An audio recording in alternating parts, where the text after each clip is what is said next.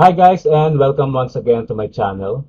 Are you currently encountering the same error in your screen whenever you log into Mines of Dalarnia? So it says 502 bad gateway. So this is an error, which means that the server is currently down. And so guys, I head over to their Discord channel, guys, and saw that they're having maintenance, which started yesterday. Okay, and it will last until early next week. So today is April 30. So it might uh, it might last until Monday or Tuesday.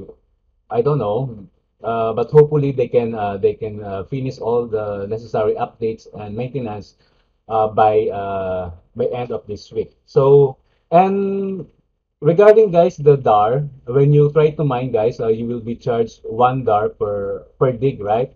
So they said guys that they are doing it just to to prevent the exploits and bots. So currently, guys, they are having an issue regarding bot exploits because this game is becoming popular. So that's why a lot of bots are now coming in. So they will also resolve that kind of issue, guys, in their maintenance.